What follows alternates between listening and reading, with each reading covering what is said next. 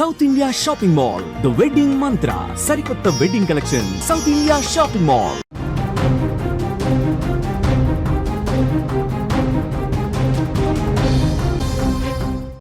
Big breaking news చూస్తున్నాం. దేశంలో Covid విజృంభిస్తుంది. చాప కింద నీరులా మెల్లమెల్లగా కోవిడ్ కేసులు విజృంభిస్తున్నాయి. మెల్లగా మొదలై మొత్తం కమ్మేస్తుంది. ఒక్కటిగా నమోదైన కేసులు ఇప్పుడు వేలకు వేలు పెరిగిపోతున్న పరిస్థితి కనిపిస్తుంది.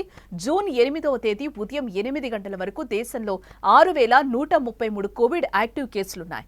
కరెక్ట్ గా 20 రోజుల క్రితం అంటే మే 22న కోవిడ్ యాక్టివ్ కేసుల సంఖ్య కేవలం 257.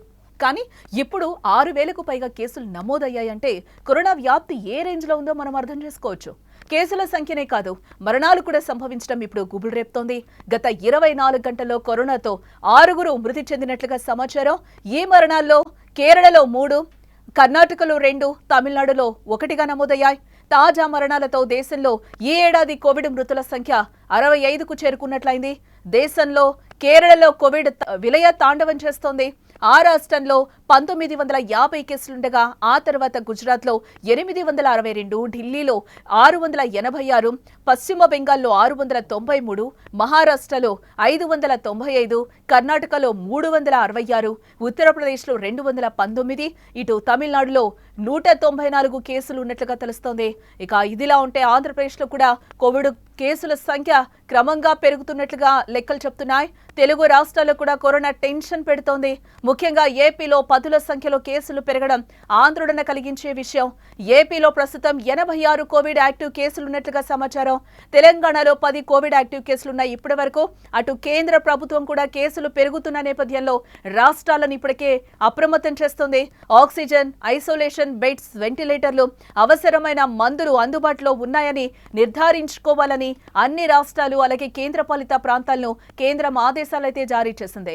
కరోనా పెద్ద ప్రమాదం లేదని వైద్యులు చెప్తున్న మాట నిజమైనా లైట్ తీసుకుంటే మాత్రం లైఫ్ రిస్క్ లో పడినట్టే. బలహీనమైన రోగ నిరోధక వ్యవస్థ కలిగి ఉన్నవారు, వివిధ ఆరోగ్య సమస్యలతో బాధపడేవారు, ముఖ్యంగా శ్వాసకోశ వ్యాధిగ్రస్తులు జాగ్రత్తగా ఉండాల్సిన అవసరం ఎంతైనా ఉంది. అలాగే చిన్నపిల్లలు కావచ్చు, వృద్ధులు ఇంట్లో ఉన్న కరోనా జాగ్రత్తలు పాటించాలి ఖచ్చితంగా. ఆరోగ్య సమస్యలు కలిగిన వారు కోవిడ్ బారిన పడితే తప్పకుండా చికిత్స తీసుకోవాలి. కరోనా లక్షణాలు కలిగిన వారు స్వయంగా ఐసోలేషన్ లో ఉండడం కూడా మంచిదని వైద్యులు సలహా ఇస్తున్న పరిస్థితి కనిపిస్తుంది. ఏదైతే రాకూడదనుకున్నామో మళ్ళీ చాప కింద నీరులా కరోనా విజృంభిస్తున్న పరిస్థితి అయితే కనిపిస్తుంది.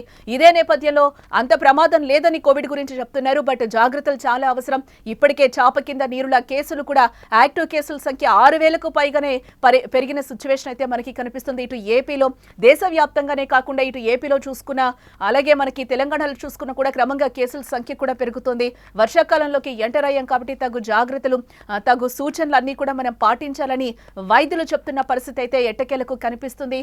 రోగ నిరోధక శక్తిని కూడా పెంచుకోవాల్సిన అవసరం ఉంది. అందరం కూడా మాస్క్ వేసుకొని బయట తిరగాల్సిన అవసరం కూడా ఉంది. చాలా వరకు మాస్క్ కొంచెం మనం వేసుకుంటే కనుక తగిన జాగ్రత్తలు, శానిటైజర్స్ వాడితే కొంచెం మనం కరోనా బారిన పడకుండా మనకి మనం ప్రొటెక్ట్ చేసుకున్న వాళ్ళ మొత్తం పక్కన వాళ్ళని కూడా కాపాడిన వాళ్ళ మౌతాం. కాబట్టి చాలా వరకు తగిన జాగ్రత్తలు తీసుకోవాలి. వర్షాకాలంలోకి ఎంటర్ అయ్యాం. సీజనల్ వ్యాధులు వస్తాయి, ఫ్లూలు వస్తాయి, అలాగే జ్వరాలు వస్తాయి, జలుబులు వస్తాయి. కాబట్టి మనం చాలా వరకు రోగ నిరోధక శక్తిని కూడా కలిగి ఉండాలి అని కూడా డాక్టర్స్ చెప్తున్న పరిస్థితి కనిపిస్తుంది.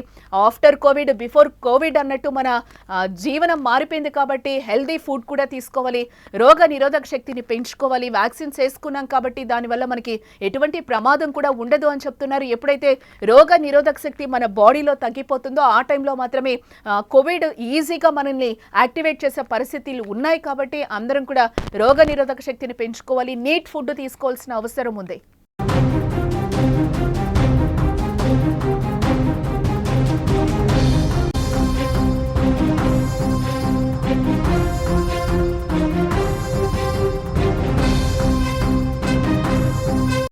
దేశవ్యాప్తంగా కూడా కోవిడ్ విజృంభిస్తున్న పరిస్థితులు కనిపిస్తున్నాయి. మెల్లగా మొదలై మొత్తం కమ్మేస్తోంది.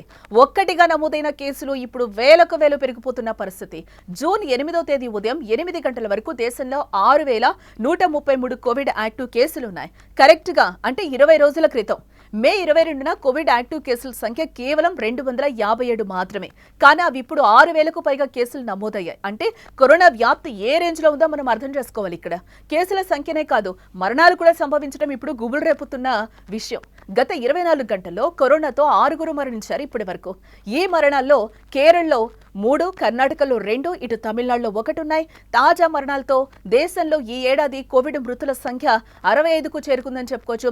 దేశంలో అంటే కేరళలో కోవిడ్ విలయతాండవం చేస్తుంది. గతంలో కూడా మనం చూసాం, కేరళనే ఎక్కువ తాకింది. అలాగే మహారాష్ట్ర విషయానికి వస్తే కూడా కేసులు ఎక్కువగా ఉన్న పరిస్థితి చూసాం. సేమ్ సీన్ ఇప్పుడు మళ్ళీ రిపీట్ అవుతోంది. కేరళలో కానీ గుజరాత్లో తీసుకుంటే ఢిల్లీలో, అలాగే పశ్చిమ బెంగాల్లో, మహారాష్ట్రలో కూడా కేసులు ఎక్కువగా నమోదవుతున్న పరిస్థితి కనిపిస్తుంది. ఇంకా తర్వాత కర్ణాటక ప్లేస్ 366, ఉత్తరప్రదేశ్లో 219, తమిళనాడులో 194 కేసులు ఉన్నాయి. ఇదిలా ఉంటే ఆంధ్రప్రదేశ్లో కూడా కోవిడ్ కేసుల సంఖ్య అయితే క్రమంగా పెరుగుతున్నట్లయితే లెక్కలు చెప్తున్నాయి. తెలుగు రాష్ట్రాల్లో కూడా కరోనా టెన్షన్ పెడుతోంది. ముఖ్యంగా ఏపీలో పదుల సంఖ్యలో కేసులు పెరగడం ఆందోళనకు గురి చేసే విషయం. ఏపీలో ప్రస్తుతం 86 కోవిడ్ యాక్టివ్ కేసులు ఉన్నట్లుగా లెక్కలు చెప్తున్నాయి. తెలంగాణలో 10 కోవిడ్ యాక్టివ్ కేసులున్నాయి. అటు కేంద్ర ప్రభుత్వం కూడా కేసులు పెరుగుతున్న నేపథ్యంలో రాష్ట్రాలను అప్రమత్తం చేస్తున్న పరిస్థితి కనిపిస్తుంది.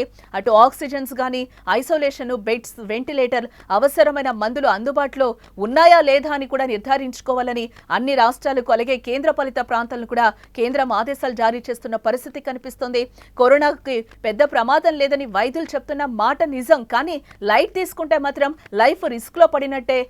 ఇటు బలహీనమైన రోగ నిరోధక వ్యవస్థ కలిగి ఉన్నవారు, ఇటు వివిధ ఆరోగ్య సమస్యలతో బాధపడేవారు, ముఖ్యంగా గర్భిణీలు కావచ్చు, చిన్నపిల్లలు చాలా జాగ్రత్తలు తీసుకోవాల్సిన అవసరం ఉందని కూడా వైద్యులు చెప్తున్న పరిస్థితి కనిపిస్తోంది.